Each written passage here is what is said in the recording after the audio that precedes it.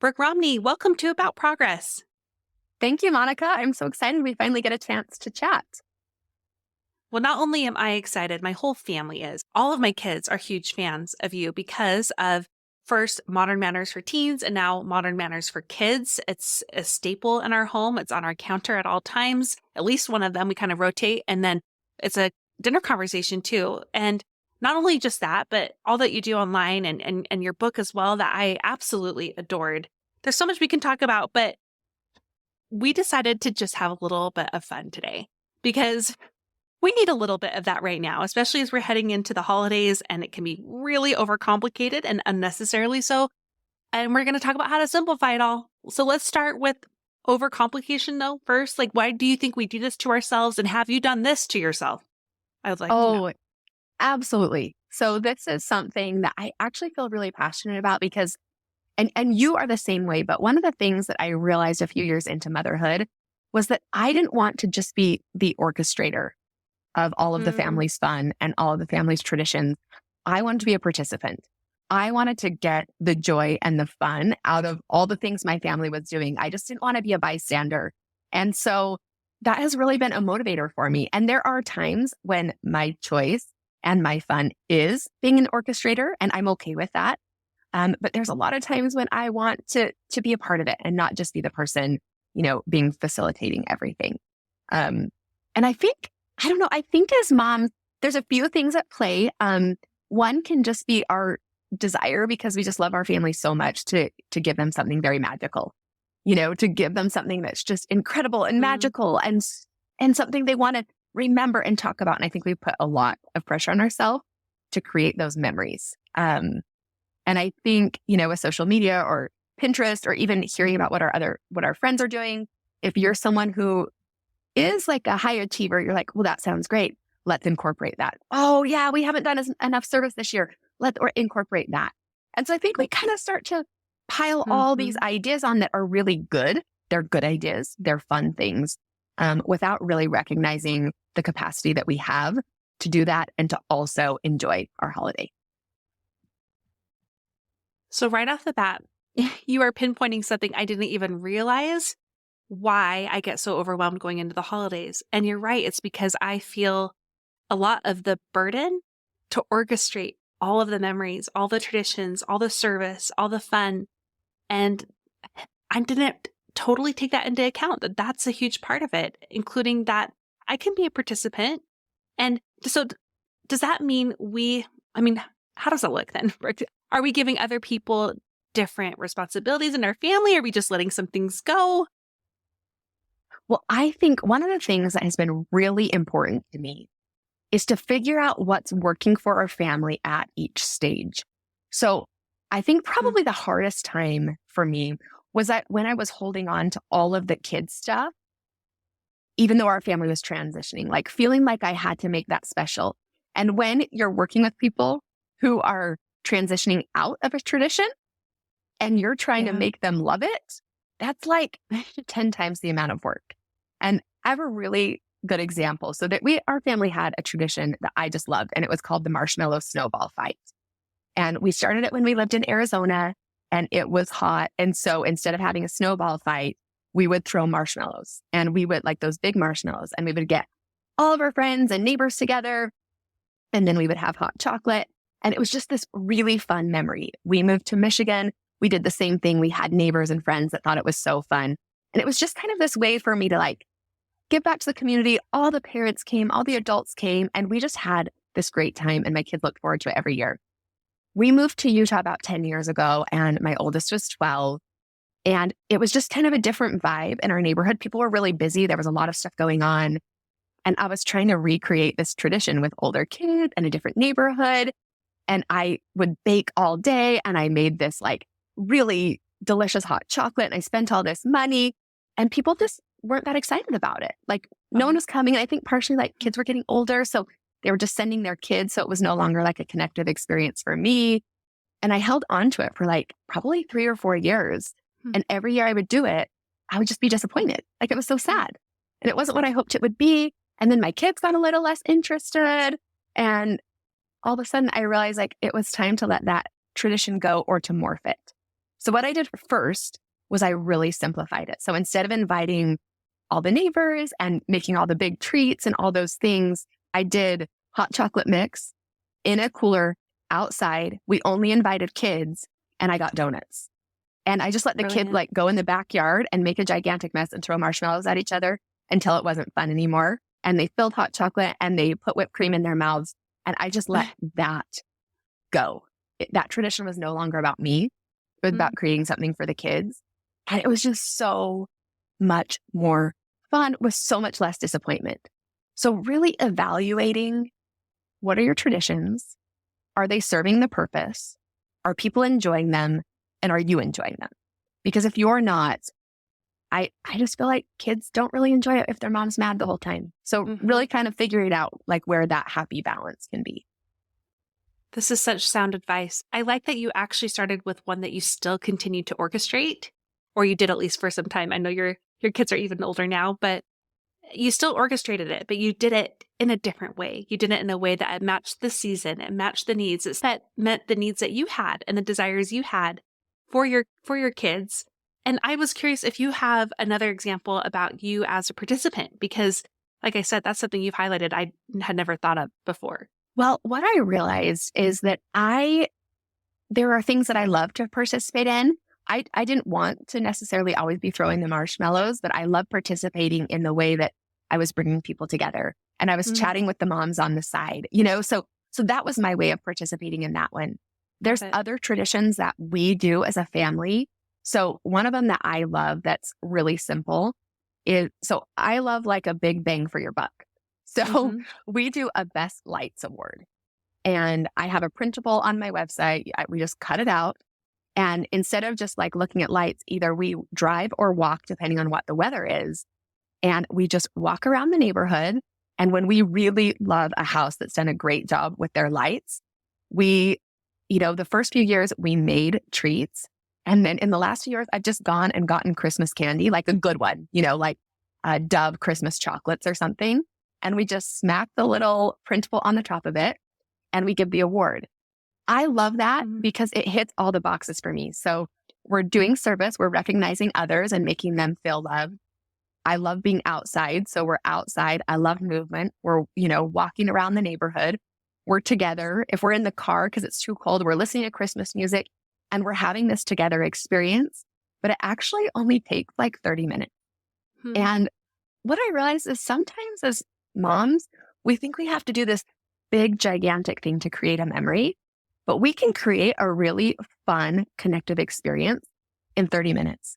And then our kids can go off and hang out with their friends. If they're older, they can get to work, if they've got a job.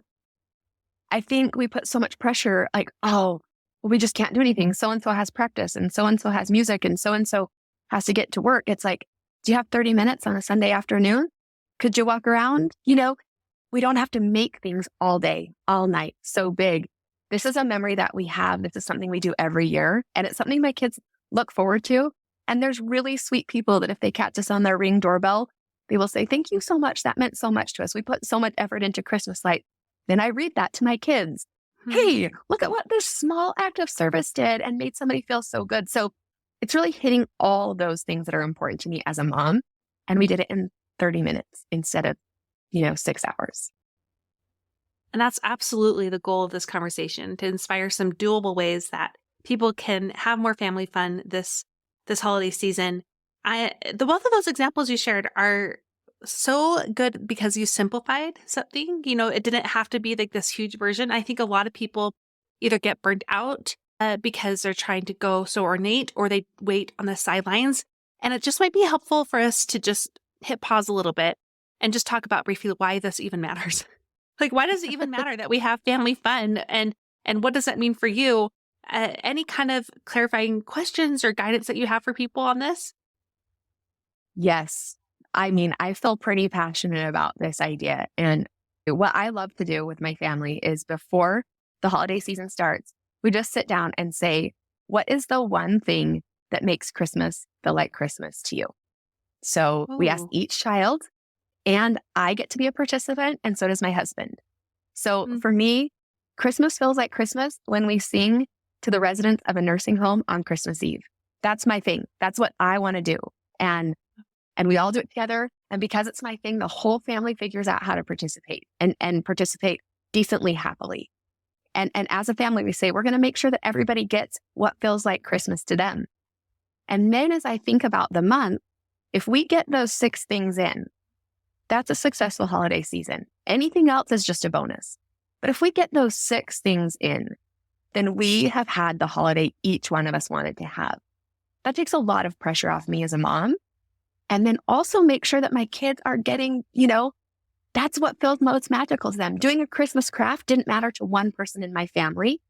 And I didn't like it either, but I was trying to orchestrate a Christmas craft every year. Well, that was a waste of my time, especially because nobody even cared about it. So really sitting down and saying, what matters to you? What makes Christmas feel like Christmas? The other thing that does for me is if somebody has one of those more ornate traditions, if somebody were to say, a marshmallow snowball fight with our neighborhood makes Christmas feel like Christmas, then all of a sudden that changes things inside me. Okay. That feels like Christmas to my kid. So guess what? Even though it's a little annoying and even though it can be disappointing, that work is worth it because that's what Christmas means to them.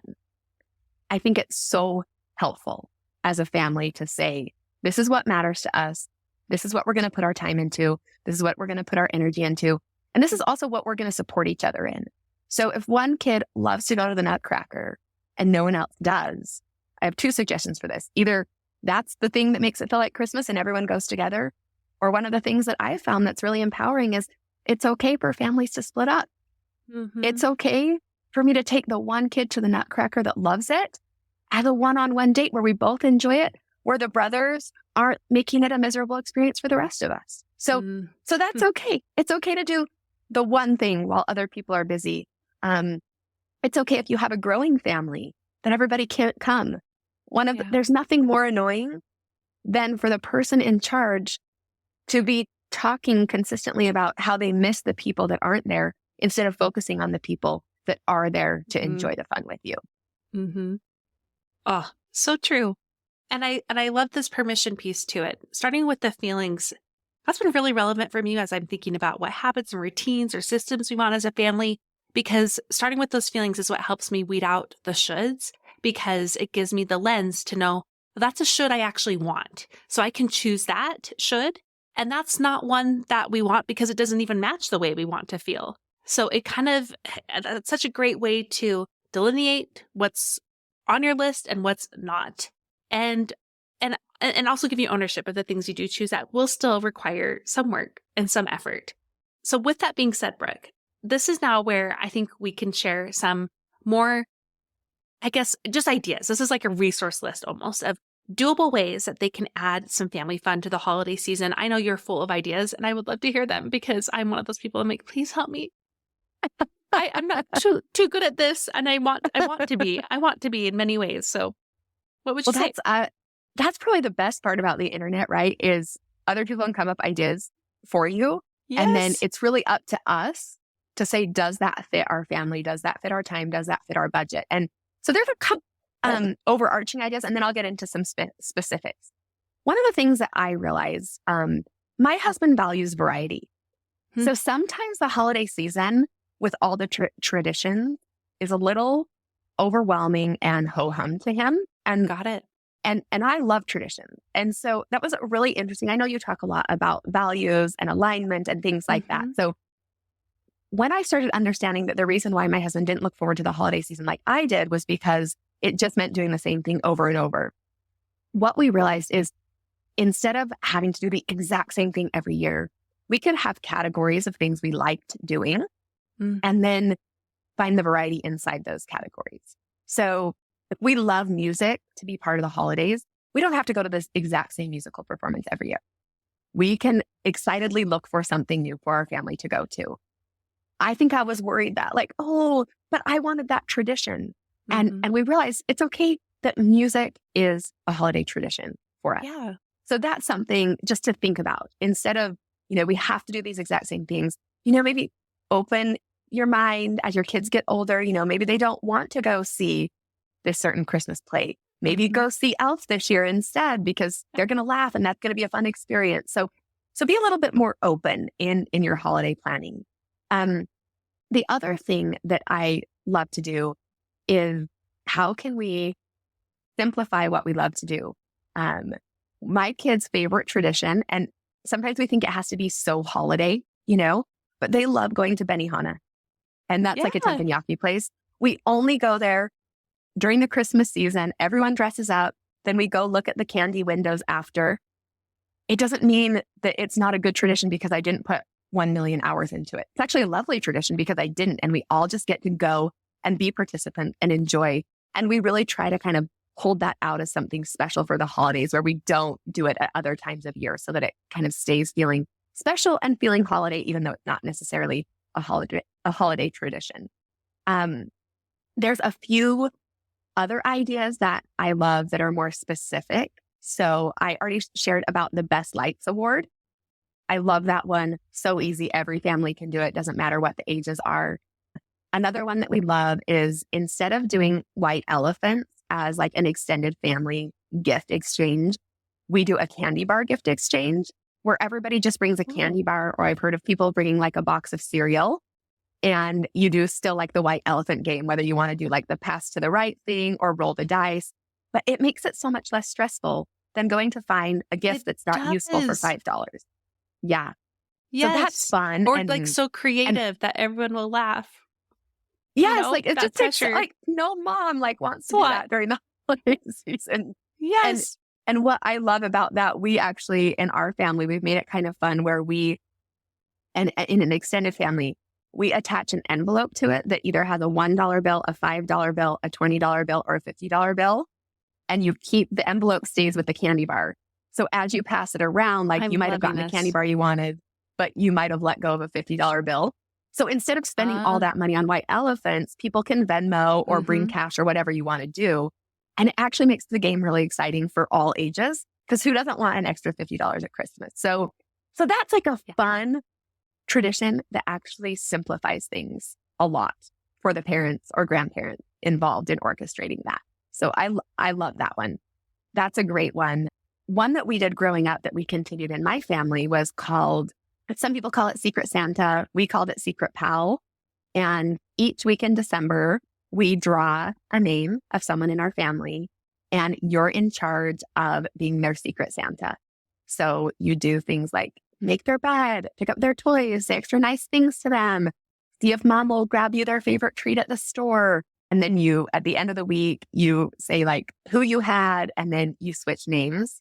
And what I love about this tradition is it really increases the love in our home and the kindness in Mhm. our home during what can be kind of a stressful month for people. It helps Mhm. us all look outwardly instead of just like me, you know, what Yeah. what can I want? What do I need? So I love that tradition. That was one of my favorites growing up and one that we continued into my family. Another one that I love that's very simple. If you have young kids, a dollar store gift exchange. So one night before Christmas, we take all of our kids to the dollar store. We give them cash and they kind of like sneak around and they buy a gift for every person in the family, including mom and dad. And they go home and they wrap it themselves. And I love watching the joy of giving for them. They are so excited. And we open those gifts on Christmas Eve because we don't want them to be overshadowed by the big gifts that come on Christmas Day. And to watch their love and excitement for each other and their gift and the hugs. And it's the best. It is one of my favorite traditions with younger kids who are still excited about things from the dollar store. And it takes very little money on the parents' part and also very little time, but creates a really fun, sweet tradition. As they get older, we do the same thing, but we have them draw names and we all go out shopping one Saturday together and either go to the mall or to Target where they find something fun for the brother that they've chosen. What I love so much about this is this shouldn't be so revolutionary to me, but it is. And I'm sure there's going to be some listeners who are the same as me. But even just the concept that you include the family in planning out what activities we're going to do because it feels like Christmas for someone, or just because that's the kind of thing they love, whether it's music or dance or movies, which is always a big one for us. We just love movies or food, having those categories, but including the fan out the gate, so that way it's not all on you to just come up with everything and to always be this kind of drill sergeant trying to make everyone have Right. fun. So that's huge to me. Yes.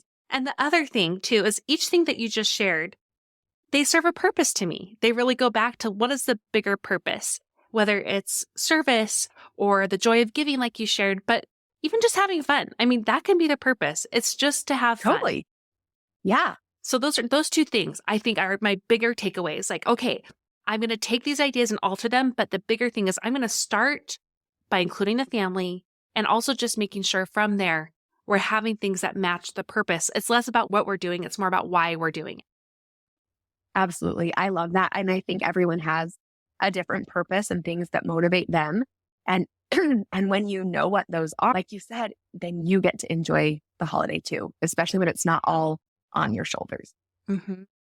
Well, okay. So I think what we're going to be doing on Instagram the week this airs is we're going to be asking for a lot of ideas from the community too. Like, what do you do in your family that help you feel how you want to feel? What feelings it creates as a family or traditions that you're carrying on that are meaningful to you? So that way people can get more ideas. I would love to know though, is there a tradition that you are looking forward to this year in particular? Because you mentioned, families growing and dynamics changing. Your boys were little, then they were teens. Now they're starting to be more young adults and having their own families too. I'm sure that creates some good shifts, but also like okay, so what are we going to do as a family this year? What are you looking forward to, Brooke? So one of my well, Benihana has now become one of my favorite traditions too, just because everyone loves it so much and everyone's just relaxed and enjoying their time. But one of the things that I am looking forward to is we help with a community Christmas here. And there's a family that started it years ago, and they bring homeless families or families who are in need, and they create a great Christmas experience for them where they get to go through and choose presents and get clothes and supplies. They feed them lunch. And our family loves being a volunteer there. It feels like Christmas to us and is a really great chance for us to be able to give, and also simplifying it, right? Where we show up, we do the job that they asked us to do. We feel purposeful and like what we're doing is very needed and necessary. And I also didn't have to Mhm. do the whole thing and find every family and do all that. Like it's something that we get to show up to and enjoy and connect with people, and then also get a little bit of service while we're there. And for those who do have little ones, is there a tradition that it's kind of faded out from your family a bit, but you still look back on, you're like, I'm so glad we did that. Yes. I would probably say it's that dollar store gift exchange. I cannot emphasize how special those moments were when the kids felt ownership and Mhm. just that true joy of giving to each other. I have all boys. And so like they don't hug a lot just Mhm. because they want to. And without a doubt, every Christmas Eve, there were just these huge hugs and so much gratitude for each other. And it was a great moment for me as a mom every year to realize like, okay, there's a lot of love inside there. I adore hearing that. So I'm just going to add in to some of the things we love to do. We do the secret kind of Santa or pal thing. We call it Pixie in our family. We do Oh, it the I whole love that. month long, but I like just doing it every week because I think we kind of, when we only have one person the whole month, we kind of forget. So Yeah. switching it Yeah. up, that's Yeah. I awesome. think that's fun too. And I know we love watching movies. So we watch a lot of Christmas movies and we go on a lot of drives and look at lights. So that's where I'm going to do the light award. You said you have a printable for that? I do. Yeah. If you just Google Brooke Romney Best Light Award, you can grab it and just download it and cut them out. It's such a fun tradition that we continue to do even with older kids.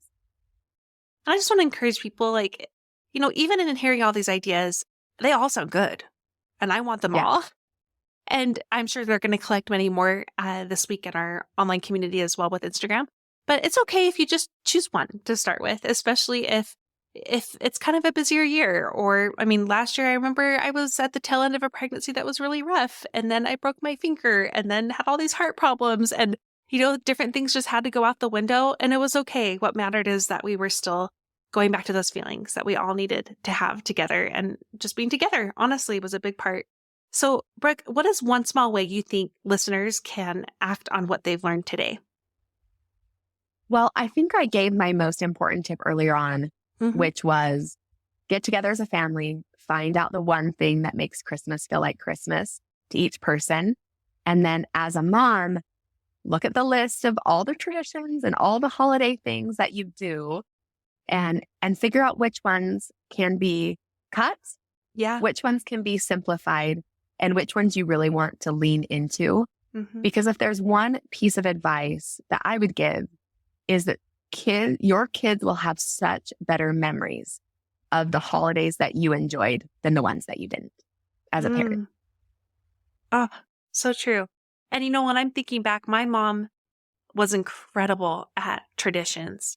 And she is so imaginative, creative, so accomplished in even decorations and she loves throwing parties. I don't. I feel a lot of anxiety. I get really nervous about that stuff. I feel like I lost that part of the genetic makeup. It didn't get passed along to me. But when I look back on my childhood, I don't remember all the things. I remember the feelings. And I remember Yep. just being together, just like you shared. That is what matters. So we'll make sure that's the Do Something challenge this week is to have that conversation with your family and just get some clarity on what matters as a family. So Brooke, I also want to make sure we share with them wherever you would like them to go to connect more with you and your online community, which is so happening. I just love the women that comment on your posts and how intentional you are about everything you share online. I'd love to send them there. Yes, I am online at Brooke Romney Writes. And like you said, being part of this community is one of my biggest blessings. They are incredible women and parents. They're open-minded. They're helpful. Um, Mhm.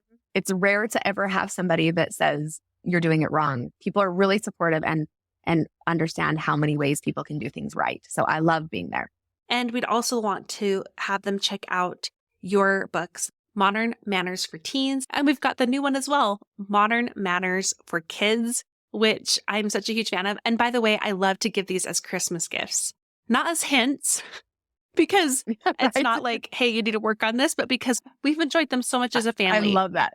Yes. So those are all online on Amazon. And I mean, I don't think there is a better $20 gift out there than these books because they're useful all year long and can help Hmm. change family behavior. So those are on Amazon. If you're in Utah, Idaho, or Arizona, the kids one is actually in Costco too. It makes me so happy whenever I see them. Like, oh, that's my friend. So kind. I So know kind. someone who's famous. Okay, Brooke. Well, everything you do is just such a gift to me, a gift to my family. And I appreciate so much for taking the time to be here today. Thank you so much, Monica. I love how you're helping so many women figure out life a little more simply, but with so much purpose. So thanks for all you do. Okay, Brooke, I'll press stop here. Oh, that was so good.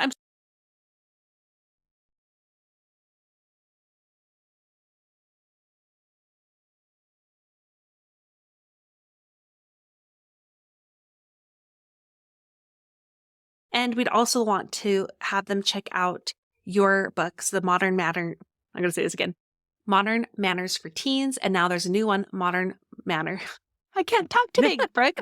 Let's try again. It's a lot. It's a lot. No, it's just my mouth.